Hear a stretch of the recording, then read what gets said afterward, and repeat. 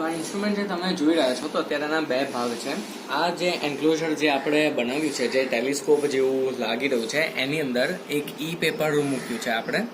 ઈ પેપરની સાથે બે LED પણ છે અને લક્ષ સેન્સર પણ છે. આ બધાની પાછળની સાઈડ આપણે જે એની કંટ્રોલ PCB જે કહીએ એ પણ ફિટ કરવામાં આવેલી છે. જ્યારે આ બધાના કેબલ જે હોય એ આપણે આ પાઇપથી આ કંટ્રોલ બોક્સ જે છે એની અંદર આવી ગયા છે. તો કંટ્રોલ બોક્સની અંદર જેમ આપ જોઈ શકો છો એમ ઉપર એક LCD છે. LCD ઉપર આપણને ખ્યાલ આવે છે કે અંદર ઇન્સ્ટ્રુમેન્ટમાં અત્યારે કેટલી લાઇટ છે, કયું ચિત્ર છે, અને આપણે આ કીપેડ જે છે એનાથી કંટ્રોલ કરી શકીએ છીએ અમુક વસ્તુઓ જે આના ફંક્શન્સ છે. આના ઉપરાંત આ જે બોક્સ જે છે આની અંદર એક પાવર બેંક મૂકવામાં આવેલી છે કે જે આ આખા ડિવાઇસને એનર્જી પૂરી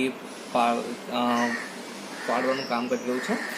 આના ઉપરાંત આપણે એક સાઈડમાં સ્વિચ છે અને અહીંયા USB પોર્ટ છે. તો આ સ્વિચ છે એનાથી ડિવાઇસ ઓન કે ઓફ થઈ શકે છે અને જે USB પોર્ટ છે એનાથી આપણે પાવર બેંકને ચાર્જ કરી શકીએ છીએ.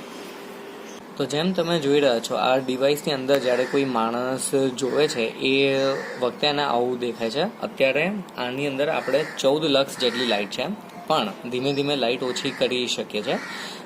ઈ પેપરમાં અત્યારે ક્યુ લેટર જેમ દેખાઈ રહ્યો છે એ માણસે જોવાનું હોય છે ઘણી ઓછી લાઇટમાં.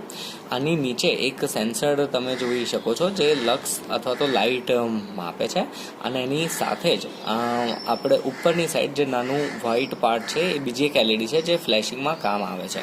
આપણે જો ડિવાઇસનું ફંક્શનિંગ જોવું હોય તો હું લાઇટ અત્યારે કરી રહ્યો છું, ધીમે ધીમે હું આને ઘટાડી તો તમે જોઈ શકો હવે ઓલમોસ્ટ દેખાતું બંધ થઈ ગયું છે. થોડી હું વધારું લાઇટ તો પાછો ખ્યાલ આવે. તો અત્યારે માંડ આપણને દેખાઈ રહ્યો છે કે ક્યુ અંદર છે એમ. અને જ્યારે ડાર્ક એડપ્ટેશનનો ટેસ્ટ હોય આપણે તો આવી રીતે ફ્લેશ થાય છે અને પછી ચિત્ર બદલાઈ જાય છે. અને હવે આપણને ખ્યાલ આવે છે કે અંદર R છે. તો આ ફંક્શન છે ડિવાઇસનું.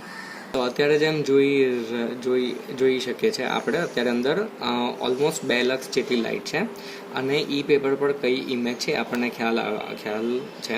જો લાઇટ આપણે વધારીએ તો ધીમે ધીમે જે લક્ષ છે અંદર એ પણ વધશે.